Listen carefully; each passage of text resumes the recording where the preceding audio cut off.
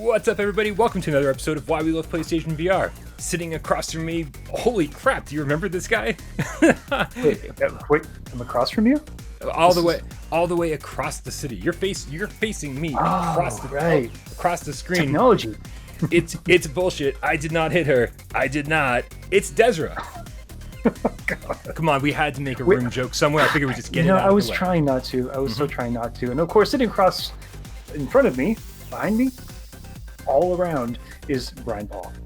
I don't know what I'd be doing behind you. And every week on Why We Love PlayStation VR, we dip into the PSVR archive. We pull out a game at random. We play the crap out of it. We talk about it, and we see if it's been given any love by developers, any updates, any DLC, and then we let you know, the loyal game cats, if it's worth your time. Sirens on my end. Wow, it is crazy out there right now. It's nuts. It's the end of the world. Des, I want to sit around and get caught up and talk to you, but instead, we're gonna make all the subscribers go support us on Patreon.com for $1. Yes. Patreon.com/WithoutProGames for $1 or more every month. And if they want to get caught up with everything that you've been doing and in our little conversation that we'll do on the litter box after this, sound good? Okay. Sounds like a deal. Yeah. Desiree, what game did we decide to play this week? Well, this week we're talking about The Room VR, A Dark Matter. Ooh, The Room VR, A Dark Matter by Fireproof Studios, released March 26, 2020 for $29.99. FYI, it's only been on sale once since then, $26 without plus, $21 with, and has only had one minor patch. So the game you got at launch, pretty similar to the game we played today. Yep. Des, what kind of game is The Room VR, A Dark Matter? The Room VR Dark Matter is a puzzle game, but it's a puzzle game with a fantastic pedigree. Back when I was a regular on the channel, every time during viewer takeover, whatever the question came up, what games do you want to see in VR? I would always say The Room. And my dreams finally came true. I'm so very happy for you. And by proxy, very happy for me. I'm going to take it a step further. I'm going to say it's even more escape room than typical puzzle game. I know we probably throw around the term a lot, but I think in this case it actually applies. What do you think? It's in the name. No, yeah, it's absolutely it's in the name. Although I guess it's not specifically a room. Do we want to get much into the history of the other games, or we want to just talk about this as a standalone product? Are you pretty familiar with the other games? Yeah, actually, well, instead of doing actual research, what I did instead was re-downloaded the first 4 games for Android. I'd call that actual research. Yeah. Mm-hmm. So it is interesting. The first one started. It was just literally a room with a bunch of puzzles that you had to escape from.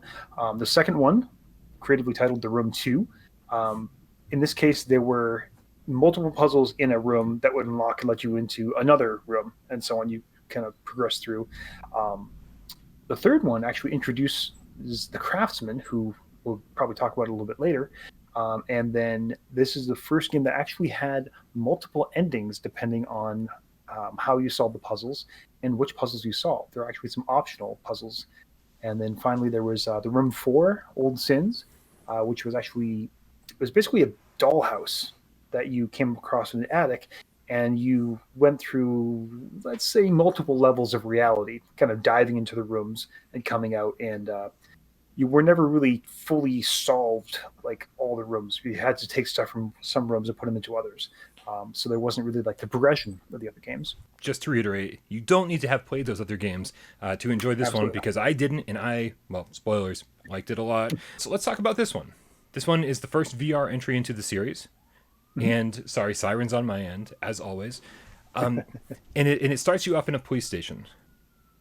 1908, is that right? Yeah, it sounds about right. Yeah, 1908. Okay. And you play as a detective. Sorry, I'm stepping over you. No. I was hoping you would actually. Okay. It's been a little while. We're out of we're out of sync right now.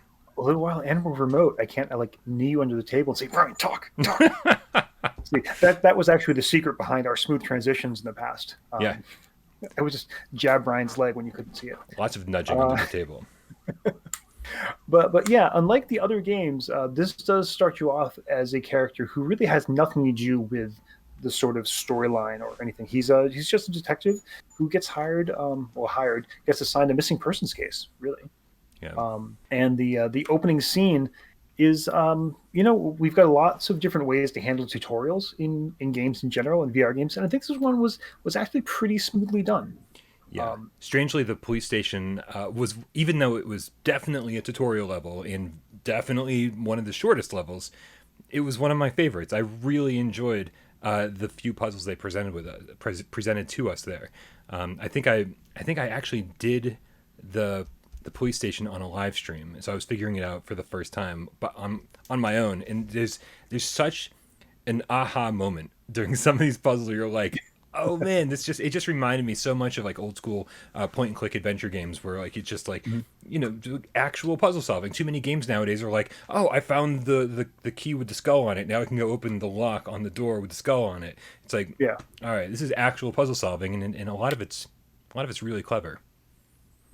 Yeah, and the biggest difference I think between the room games and I think in the past given puzzle games a lot of a hard time, especially what was it, The Door? I think Yeah. that awful horror game where you just have these Not puzzles awful. that don't really make any It's sense. a strong two, folks. It's a strong two. But they don't really make any sense, not even for the world that they're in. It's just like, oh, you're going to pick this up and there's randomly letters written on the bottom of the thing. With the room games, since the whole conceit, especially of the mobile games, but even with this, is you're investigating, I guess, a group that's sort of obsessed with these puzzle boxes and creating puzzles. So all the mechanisms and all that really, really kind of makes sense in their own world, right? It's not something you would necessarily find if you were, say, investigating your best friend's apartment, but for the world that they're in, these mechanisms make sense. And in fact, the police station has a really good example of you have to get into an evidence locker, Yes. and you have to look up, you have to find a specific piece of evidence, but you've got to figure out how it was labeled and put in the locker based on deducing someone has like erased part of a chalkboard that had, so it normally would say, this piece of evidence in 4A, well, that part's been erased. So you have to deduce based on what else is left, which evidence locker you need to check out. Yeah. No, that was, I think that aha moment for that puzzle specifically, I was like, that set the tone for the whole game for me. I was like, this is gonna be great. I love this. It makes you feel really smart for doing something that, I don't know, maybe shouldn't be that difficult.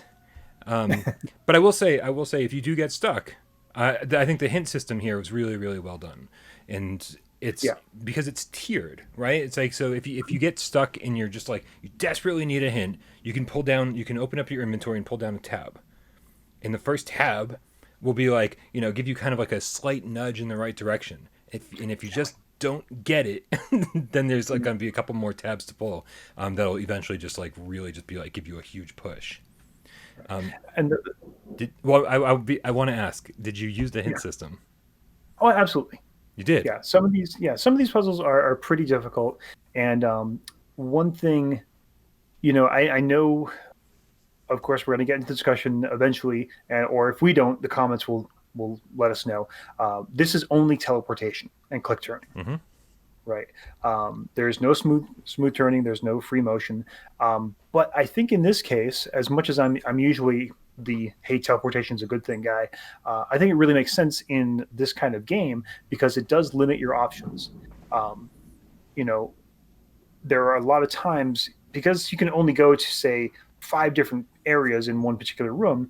That at least no matter what, I've got the answers to what I need, like right here, one of these sections. Right. You're not just aimlessly wandering around. And I think sometimes the clues are very helpful to let you know. It's like, hey, there's something shiny on that clock face over there. It's like, oh, okay. Because even though it does limit you to those, 4 or 5 areas, let's say, you do have to be pretty observant in some cases, especially when you're noticing like the effects of something you do here. What is it doing to something else in the space? Right. One of us is squeaking, and I can't figure out if it's me or if it's you. Are you squeaking? My chair is chronically squeaking, and I can't tell. Oh, I'm also I've got a marker in my hands, and I'm unconsciously uncapping it and capping it. So I'm going to put that down. Quite literally a squeak. My chair's not squeaking. Okay. All right. Well, let's just pretend like that didn't happen, and I'll cut I that won't out. move. Okay. Yeah. No. So, well, the reason I asked about the hint system is because I actually honestly swear to you only used it Mm. once the entire game. Wow, Yeah. that's awesome. That's. I mean, I was happy, but I was also kind of mad that I even used it once because I think the major satisfaction that you get from this game is by solving the puzzles on your own. And I think we're going to talk quite a bit about the replayability and some of the other things that puzzle games that are inherent to puzzle games Mhm. later on. But I kind of want to like urge everybody, like, if you're going to play this, and you're going to spend the $30 on it. Don't use the hints. Like, just struggle through it, man. Like, and like make and if it takes you a couple extra hours to figure it out on your own, do it because it's so worth it. And I was so bummed that I didn't, that I used the hint that I did because I was like, now the game's over and there's kind of nothing to go back to. Like, I've done it and I know Yeah. all the puzzle solutions. It's kind of a one and done sort of game, don't you think? I yeah. So it was funny. I was talking to Amanda about this, and like out of the four room games, like not to speed up to the end too quickly, but Sure. this is one of my favorite puzzle games on VR so far. But it's not my favorite room game because some of them do have more replayability, more of a sense of being in that world, Hmm. and so playing the game really gives you you kind of get into that, and which we haven't even talked about that. It's sort of the tone of the games. Yeah. Um, but I think you're right about replayability for this game. For me, though, there were a couple. I used hints definitely more than once. I don't think I ever got to like the level 3 hint, which I don't know if we said explicitly, but there are 3 levels of a hint. You pull the first one, and and actually you open up your inventory screen, which you have an inventory screen, which is Right. worth mentioning, So and nice. there's a little tab there, and you can pull down the hint, and it'll give you a very subtle one. And then there's a sort of a timer. I think it's like a 2 or 3 minute timer. It won't let you pull down the second one Right. until some amount of time has passed. And the third one is pretty much, hey, idiot, pull that lever there.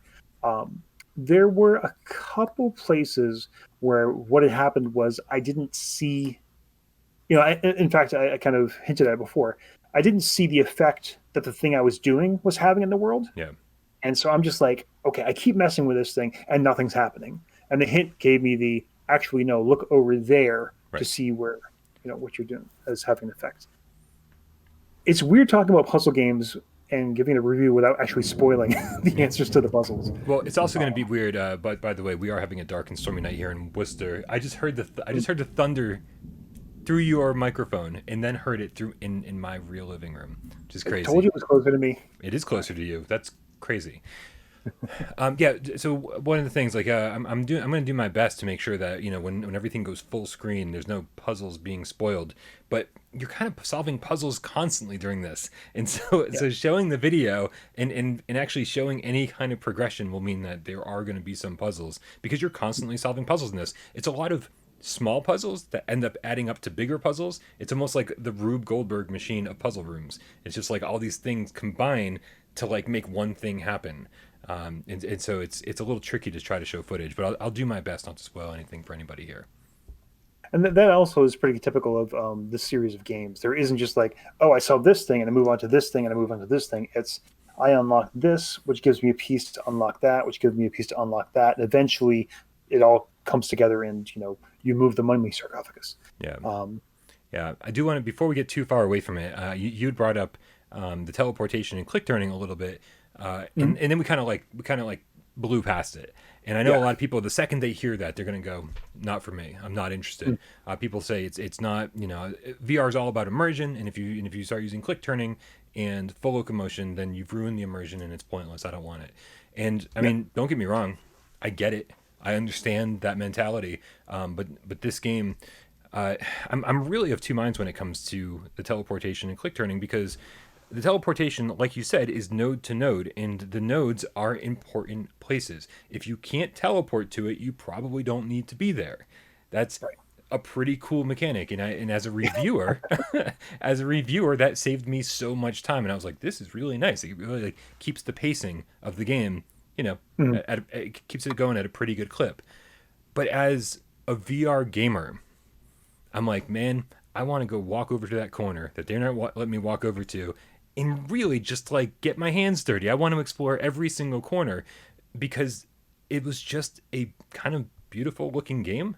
And I Hmm. really liked the different environments, and I just wanted to go really experience it. And they didn't let me do that. And so, does it kind of suck? Yeah, but does it kind of is it kind of awesome? Yeah. It's like so, Yeah. I am a full locomotion, smooth turning guy through and through, and I think that this game really does work the way they made it.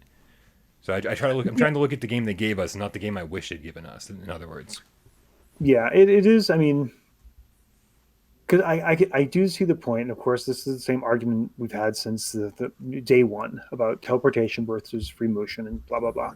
Um, but I will say for this game specifically, I think limiting your options like that is a deliberate choice. yeah, Because the puzzles are very intricate, and if you could interact with every single object in the environment, you'd be there you'd for be so chasing down. long. Exactly. You'd be like, oh, maybe this, that looks like a kind of roundish sort of hole. Let's find this. Oh, maybe this pencil works in there. Right. You know, Like this game took me it's 5 hours to beat. How long did it take you? um probably a little less than that. But I did use the hint system, so Right. it's I not think a not I exactly a fair comparison. easily think this would have taken me 4 times longer if they just let me walk all over the place and didn't give me Yeah. any kind of direction. Like 20 hours, I think it's like be careful what you wish for. Because if they just Right. let me walk all over the place, Yeah. I might not have the review done yet. Like I'd be like, I haven't finished this game. I have no idea what I'm supposed to do. Mhm. And unlike, say, I Expect You to Die, where not only did they, when they first kind of did the run through, they had a few different ways they wanted you to solve it, and then during their play testing, when people came up with ideas, they were like, "Oh, that's good," and they introduced those. So there are multiple different ways to solve each problem. It's the puzzles are very linear. There's only really one way to solve the puzzle. It's the way they designed, and you've got to figure that out. Yeah. So again, being able to go anywhere and interact with anything would make that very frustrating. I think they made up for it all though with the immersion is still there. Mhm. You can use a DualShock 4, but if you want to use two move controllers, you've got two hands in the game. And no, don't use the DualShock 4. And like, and you're pulling ropes, and it feels like it has weight to it. Mhm. You're moving, pulling levers, and you're moving cranks and stuff, all sorts of things, and everything sort of has like a satisfying thunk to it. Like when you move Mhm. it, the sound effects really drive home the point that yeah, you just moved that, and it was really heavy. Like there's something Yeah. very very good about the combination of vibration in the move controllers and the sound design where it all kind of Mhm. comes together and really adds to the immersion where like you're like oh I look back at this game and I don't think about the click turning and teleportation. I think about how immersive it was to like do these things and pull this lever and blah blah blah. And Yeah. so I really think they made up for it big time. Well, and that goes back to the original series as well, which sounds weird talking about it, but that sense of immersion and physicality was a big part of what makes those games so interesting. It sounds weird, but like when you're just using your finger on a screen and you undo a latch, they actually have a real physics engine in there for all the props, even in the mobile game. So it was no surprise to see that they had brought that attention to detail to the VR. What I did find, being such a fan of the mobile games, I was a little less impressed with some of the interactions because some of them did feel a little floaty, especially anytime you had a crank. Gotcha. Like that's something we've seen in a lot of VR games that's just a hard problem for games to nail for some reason. And I did have some issues here and there with that, but I mean, Interesting. that's if I have to find something to complain about. Did you find that the story being delivered mostly through letters sort of scattered around the environment, did you find that that was maybe I don't want to say a lazy way out because I don't think this game says lazy Right. anywhere in its production values. But Yeah. do you think the story could have been delivered a little bit better? Maybe like kind of the last thing you want to do in VR is sit there and like read. Yeah. So I will say actually, almost the exact opposite. As being a fan of the games, the story was so on the nose and in your face, like you knew exactly what was going on. All of the games have told a story like that, finding letters. unlocking a room, finding a letter by someone, depending on the game you're playing. Or in the last game, it was reading the pages of two different people's journals. But the stories are they're very opaque. It's not. I mean, you kind of you're in every game, you're basically following the footsteps of someone else, and so you're reading their, either their journals or their letters as they're discovering the mysteries of the Null. Yeah. There is an overarching story, but it's not super coherent, and it's really not that important, I guess. Yeah. And not only do we have the letters, we're going to let you hold up the letters with a hole in it so you can see exactly what happened to this guy. Which for me, I liked the mystery of it. I don't know exactly what's going on, and I don't know exactly what happened to the people who were here before me. Am I doing a bad thing or a good thing right now? Gotcha. Yeah, I think I said in my review, but I think it's worth repeating. I was such a huge fan of Indiana Jones and the Last Crusade that this made me feel like, despite the fact that they were kind of telling me a different story, I felt like Indiana Jones following in the footsteps and finding pieces of the Grail diary that his father had left behind. And I just, despite the setup that I kind of gave you for being like, man, it's kind of a lazy way of storytelling, I totally enjoyed it too, because that's how I felt. Without the Last Crusade reference in my head, I'm not sure how I would have felt about it, but I really enjoyed feeling like that character. So here's my question for you: how did you feel about the difficulty progression? Because I mean, I feel like I mean, puzzle games make me feel dumb all the time. Okay. Like, just from beginning to end, I'm just like, duh. And I thought that this was pretty good. I thought it was pretty good. Like, the police station, pretty easy. It's a tutorial. The museum was like, ooh, this is pretty tough. Church, really tough. Farmhouse, somewhere in the middle. And then the last two stages are just a cakewalk, as if there's almost no puzzles. So if that's what you're referring to, I was incredibly disappointed. I was like, this game starts off with a bang, and it gets better and better, and then just like, for me, it fell off a cliff. I thought the last two levels were almost throwaway.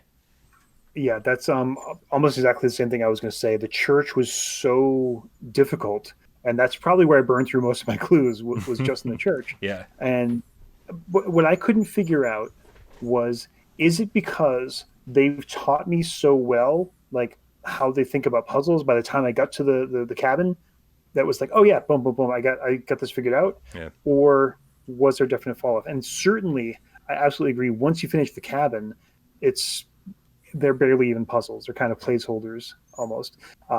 So that was a little disappointing. Right. So which makes it, basically, if you don't count the police station, which again is very much a tutorial, there's really only 3 main levels in this game where you're going to be spending a majority of your time.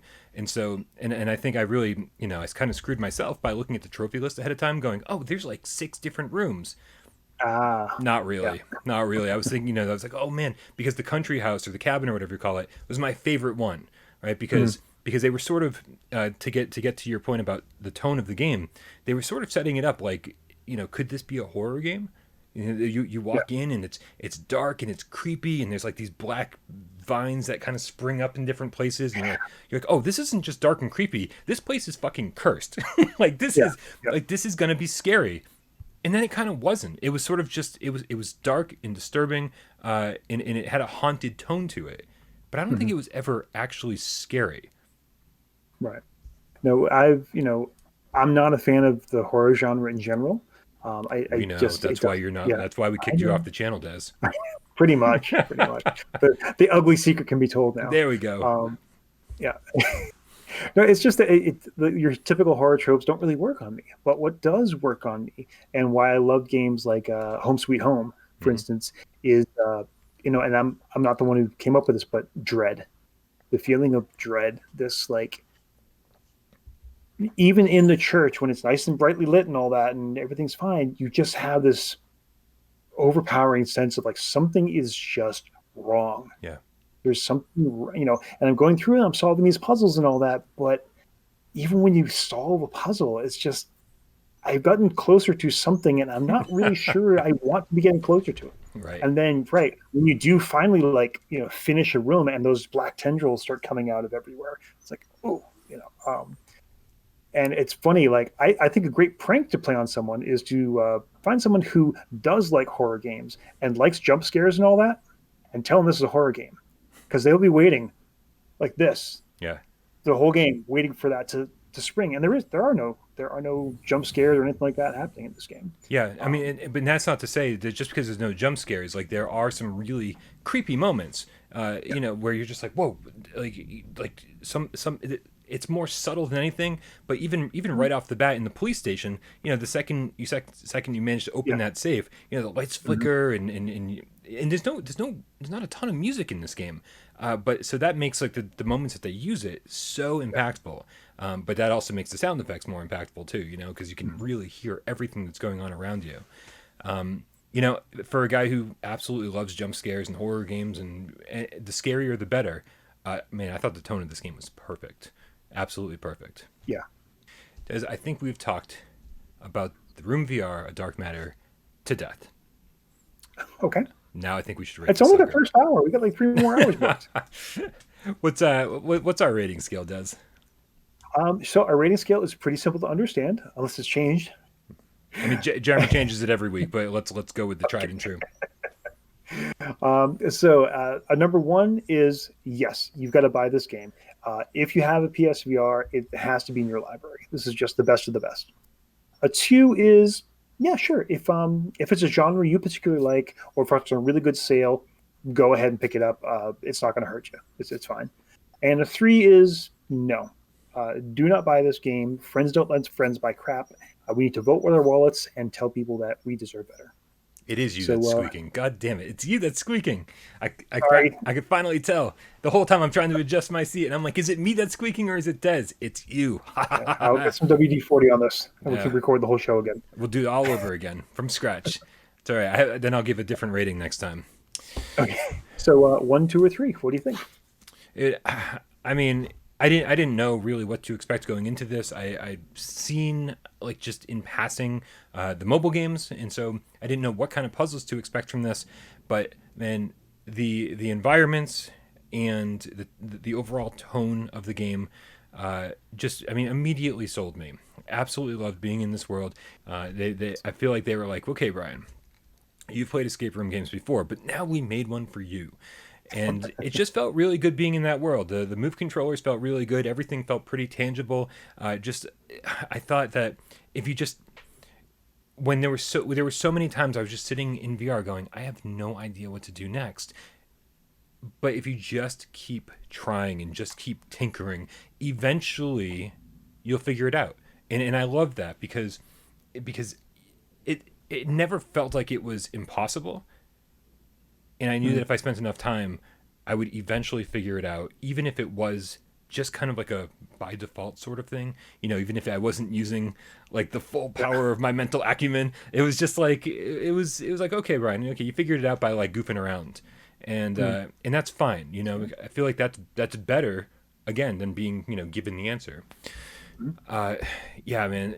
I would have thought that for a game with teleportation and click turning only, especially with these great environments that I just wanted to go off and explore, that I probably would have been disappointed.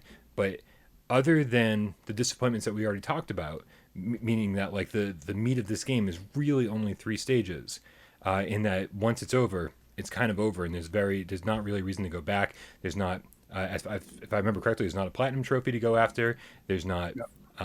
There's no alternate puzzle solutions. There's no hidden areas that we know of. There's no hidden areas that we know of. There's no let's go back and like really like tear this game apart and see what secrets it's hiding. You probably saw it all the first time through, and I think that's not really a hard thing for me, because I enjoyed the experience so much the first time that I'm going to remember and cherish it forever. I'm going to be like, this is such a good first run through that, like, hey, even if I don't have a second run, I'm okay with that because the first run was so good.